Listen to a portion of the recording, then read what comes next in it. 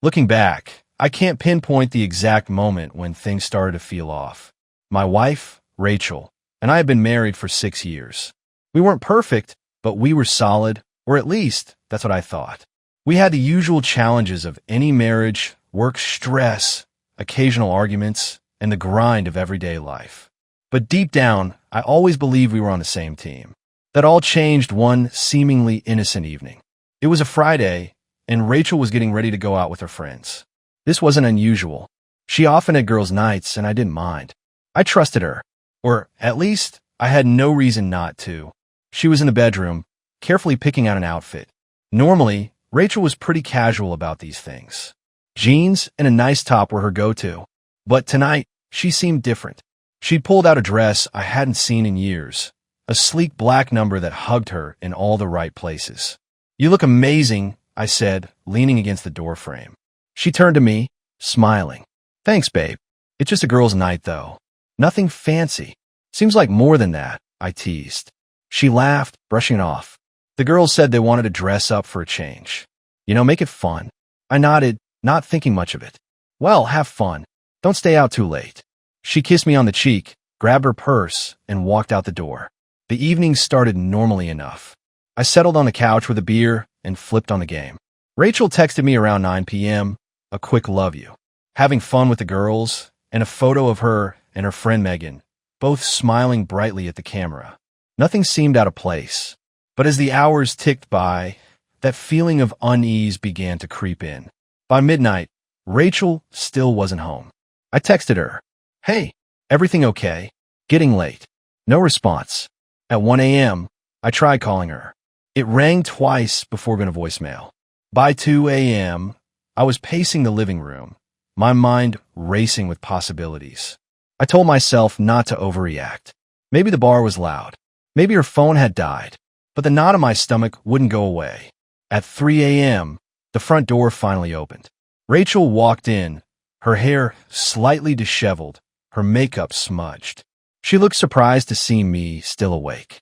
"Wow, you're up late," she said, kicking off her heels. "Yeah," I replied, trying to keep my tone calm. "Where have you been?" "With the girls," she said nonchalantly, heading to the kitchen for a glass of water. "Until 3 in the morning?" She hesitated, her back to me. "We lost track of time. Sorry, I should have texted."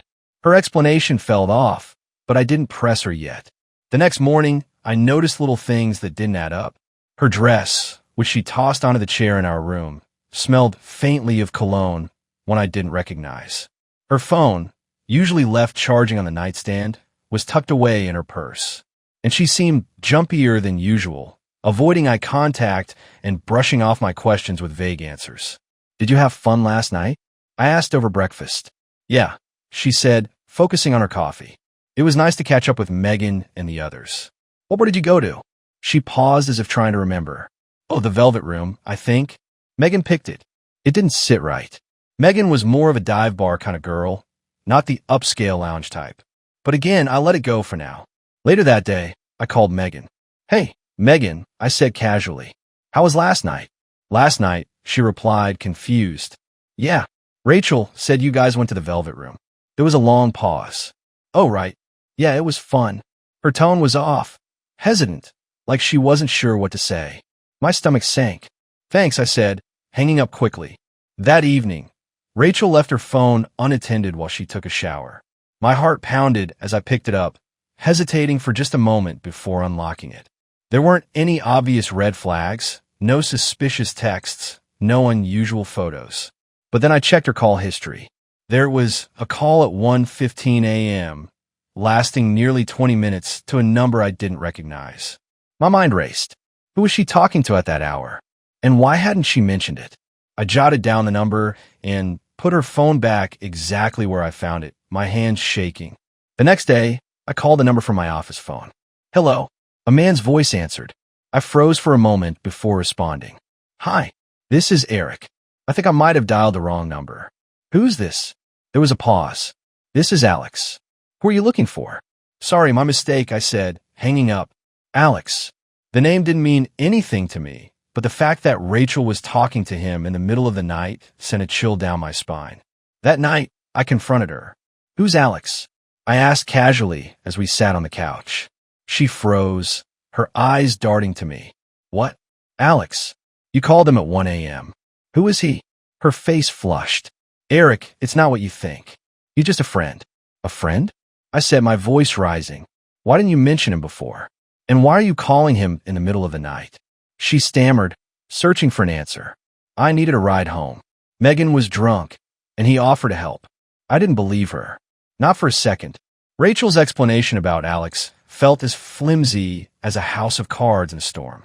A friend giving her a ride home at 1 a.m. without telling me. None of it added up. But instead of exploding, I bit my tongue and nodded. All right, I said, forcing my voice to stay even. If he's just a friend, that's fine. I was just curious.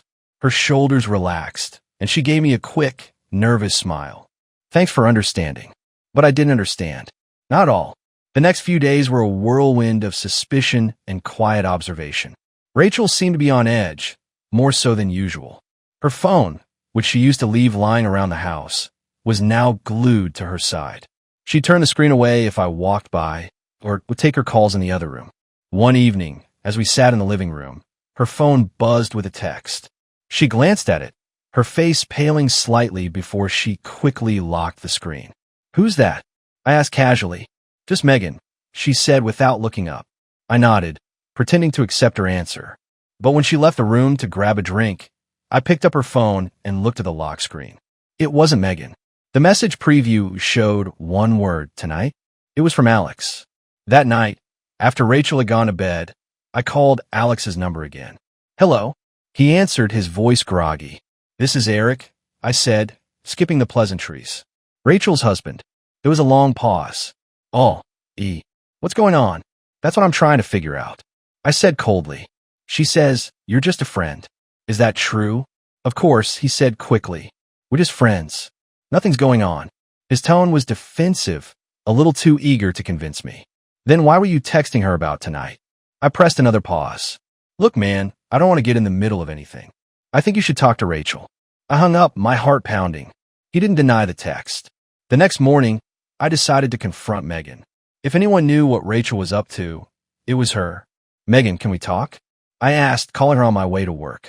Sure, she said hesitantly. What's up? It's about Rachel, I said. I need to know the truth. Where were you guys last Friday night? There was a long silence before she finally spoke. Eric, I don't want to get involved. That's not an option, I snapped.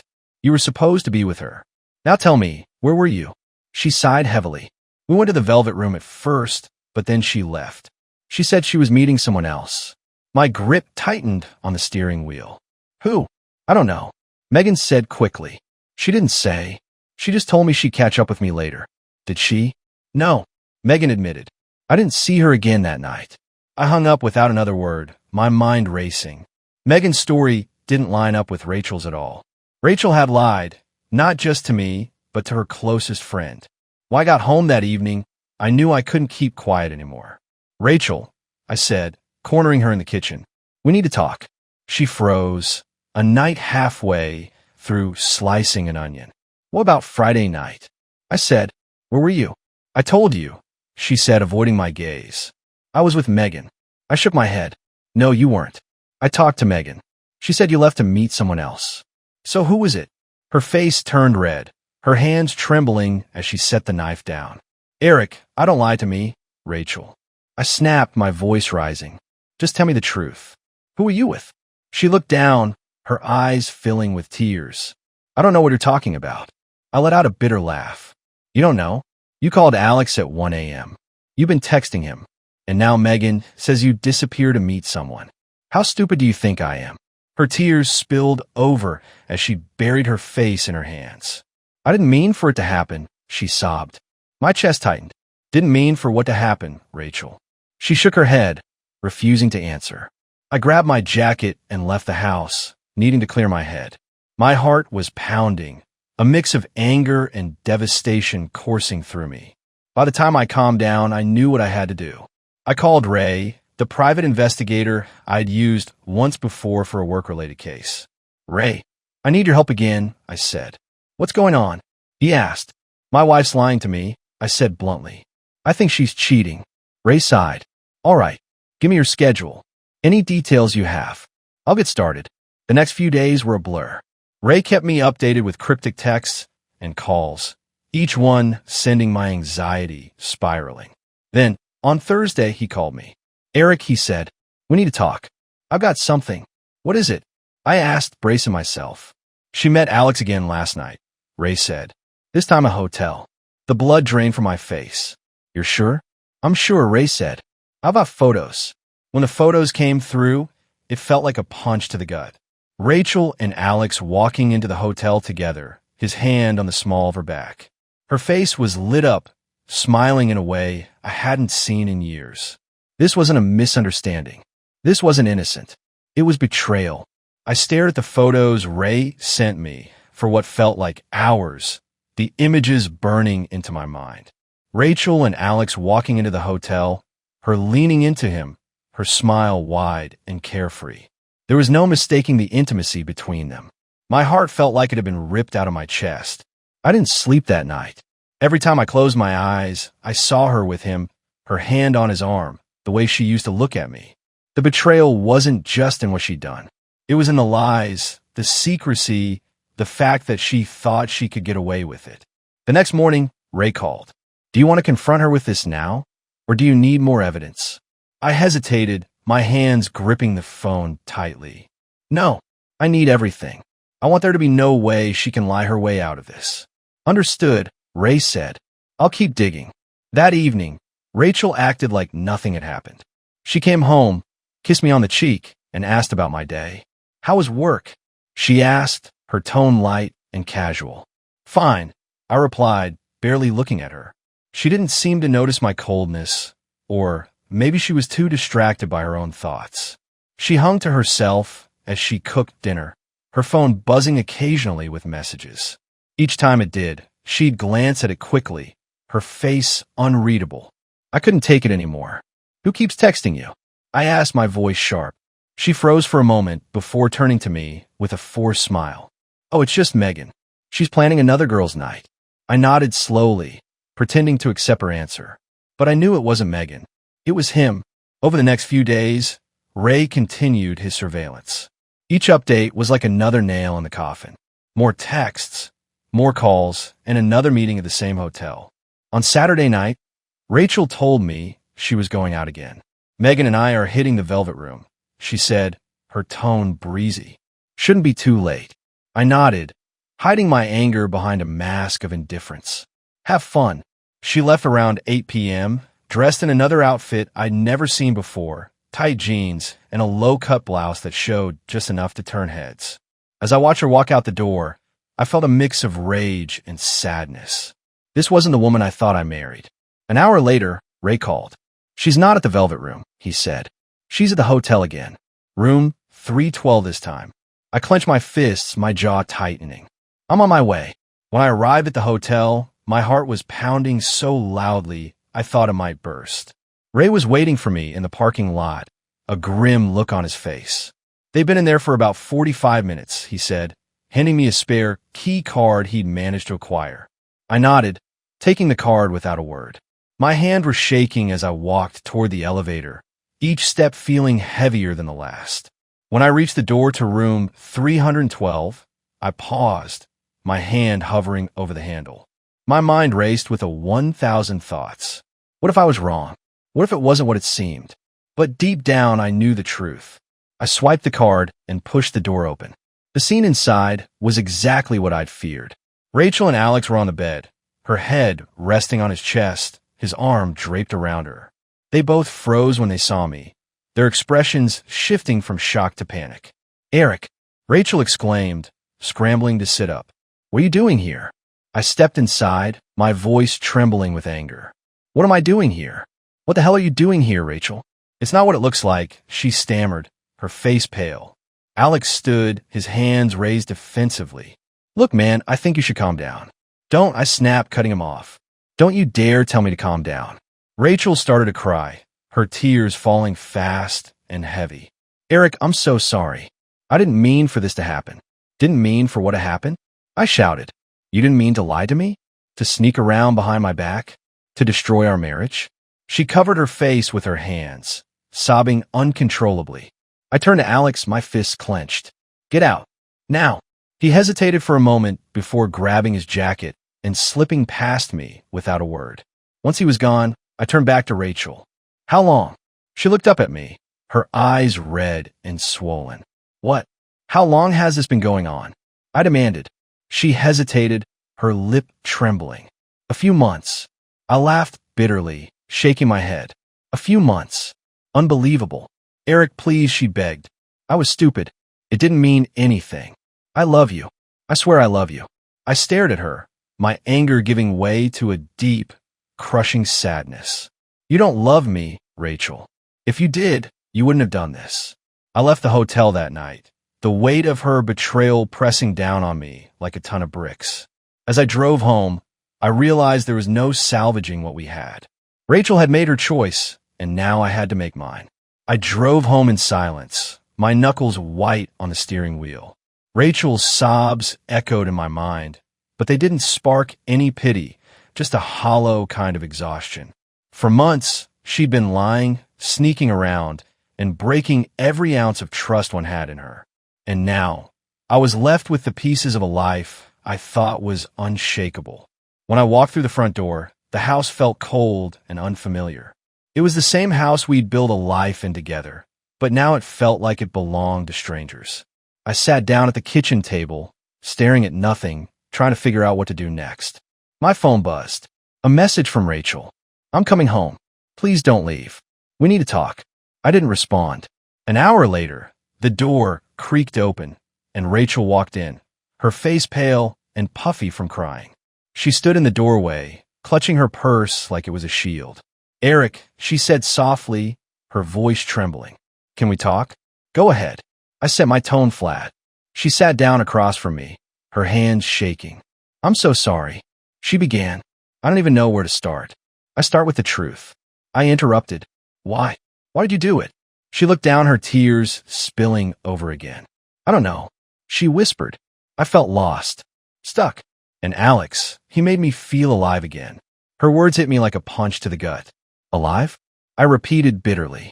You felt alive by destroying our marriage? By sneaking off to hotels with him while I sat here like an idiot, trusting you? It wasn't about you, she said quickly, her voice breaking. It was never about you. I wasn't trying to hurt you. Stop. I snapped, slamming my hand on the table. Don't you dare say it wasn't about me. It was all about me. About disrespecting me, lying to me, making me look like a fool while you played house with someone else. She broke down, sobbing into her hands. But her tears didn't move me. They didn't mean anything anymore. When she finally composed herself, she looked at me with desperation in her eyes. Eric, I'll do anything to fix this. I'll cut off contact with Alex. I'll go to counseling, whatever it takes. Please, just give me a chance. I stared at her, my chest tightening. Rachel, do you even understand what you've done? You didn't just break my trust, you shattered it. Every time you left the house, every time you smiled at me, every I love you, it was all a lie. It wasn't a lie, she said quickly. I do love you. I always have.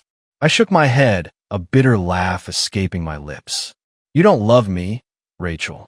If you did, you wouldn't have done this. Love isn't lying to someone's face while you sneak around with another man. The silence between us stretched on, heavy and suffocating. Finally, I stood up, grabbing my jacket. Where are you going? She asked, panic rising in her voice. To clear my head, I said without looking at her. Eric, please, she begged, standing up. Don't leave. We can fix this. I know we can. I turned to her, my voice cold. I don't think we can. You've already destroyed too much. I spent the night at a hotel, unable to face her or the house. As I lay awake in the unfamiliar bed, I thought about our marriage, the good times, the love we'd shared, and how easily she'd thrown it all away. By morning, my decision was clear. When I returned home, Rachel was waiting for me in the living room. She looked like she hadn't slept, her eyes red and swollen. Eric, she started, but I held up a hand to stop her. I made my decision, I said. I'm filing for divorce. Her face crumpled, and she let out a sob. No, please. Don't do this. We can work through this. No, Rachel, we can't, I said firmly. You made your choice when you started this affair. You made it every time you lied to me, every time you went to him. This isn't something we can come back from." She fell to her knees, crying uncontrollably, but I didn't feel the urge to comfort her. I couldn't. Over the next few days, I contacted a lawyer and started the process of separating our lives. Rachel tried everything, apologies, promises, even involving mutual friend to try to convince me to reconsider. But my mind was made up. "Eric, you're being too harsh," one friend said. "Everyone makes mistakes." "Some mistakes are unforgivable," I replied. A week later, I heard through the grapevine that Alex's wife had kicked him out. Apparently, she found out about the affair too. The thought brought me a grim sense of satisfaction. Rachel and Alex had ruined their lives for each other, and now they had nothing to show for it. When Rachel finally moved out, the house felt empty but also peaceful. For the first time in months, I didn't feel the weight of suspicion or betrayal. I didn't have to wonder where she was or who she was with. She'd made her choice, and I'd made mine. The day Rachel moved out was eerily quiet. She didn't say much as she packed her things, her movements slow and deliberate, like she was trying to drag out the inevitable. I sat on the couch watching her out of the corner of my eye, waiting for her to say something, anything that would show she understood the depth of what she'd done. But there was nothing, just the sound of boxes being taped shut and the occasional sniffle as she wiped away her tears. When she finally finished, she stood in the doorway, her bags at her feet. "Eric," she began, her voice trembling, "I just want you to know. I'll regret this for the rest of my life." I looked at her, my expression blank. "Good." She flinched, then nodded. Without another word, she picked up her bags and walked out the door. As soon as I heard her car pull away, I let out a long, shaky breath. For the first time in weeks, I felt like I could finally start to heal. The weeks that followed were a strange mix of freedom and sadness. The house was quieter than ever, but it no longer felt suffocating. I focused on rebuilding my life, one small step at a time. First, I dove into work, taking on extra projects to keep myself busy.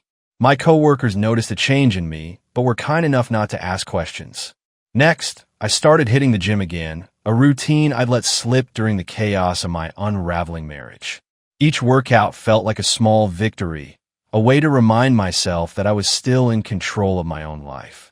But the biggest change came when I started reconnecting with old friends, people I'd unintentionally drifted away from during my years with Rachel. They welcomed me back with open arms, no questions asked, and it felt like a piece of myself I'd lost was finally being restored. One evening, I got a message from Ray, the private investigator who had helped me uncover Rachel's affair. "Just checking in. How are you holding up?" I replied honestly, better than I thought I'd be. "Thanks for everything, Ray." His response surprised me. "No problem. You're not the first client I've had in this situation, but you're one of the few who handled it with dignity. That says a lot about you." For the first time in a long time, I felt a small sense of pride. A month later, I ran into Alex's wife, Lisa, at a local coffee shop. She looked tired but composed, her expression softening when she recognized me. "Eric," she said, approaching my table. "I wasn't sure if I'd see you again." "Lisa," I replied, nodding politely. "How are you holding up?" She let out a humorless laugh. "Better now that Alex is out of the picture." "And you?" "Getting there," I said honestly. We ended up talking for nearly an hour, sharing stories about how we'd each uncovered the truth and how we were moving forward. By the time we parted ways, I felt a strange sense of camaraderie with her. We were two people who had been betrayed, but we weren't broken. As the divorce proceedings moved forward, Rachel continued to reach out occasionally, mostly through texts. The messages ranged from apologetic to desperate, and eventually to resigned. "I know I don't deserve your forgiveness, but I hope you find happiness. You deserve it." I didn't respond. The final step in my healing came one sunny Saturday morning. I was cleaning out the last remnants of Rachel's things from the house, a few forgotten trinkets and old photos stuffed into a box in the attic. As I sifted through the memories, I felt a pang of sadness. We had good times once, but those moments were tainted now, overshadowed by her betrayal. I packed up the box and drove it to a local donation center. As I handed it over, I felt a weight lift off my shoulders. This was the last piece of her I was letting go of, and it felt freeing. Months later, I found myself in a better place than I ever thought possible. I had my friends, my health, and a renewed sense of self-worth. One evening, while attending a mutual friend's party, I met someone new, Sarah. She was funny, sharp, and refreshingly honest, with none of the pretenses that had clouded my relationship with Rachel. We started as friends, but over time, it grew into something more.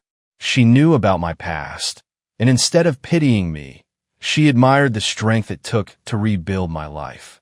Looking back, Rachel's betrayal felt like the worst thing that had ever happened to me. But in a strange way, it was also the best. It forced me to confront truths I'd ignored, to take control of my life, and to rediscover who I was without her. I wasn't bitter anymore. Rachel and Alex had made their choices, and now they were living with the consequences. As for me, I was finally free.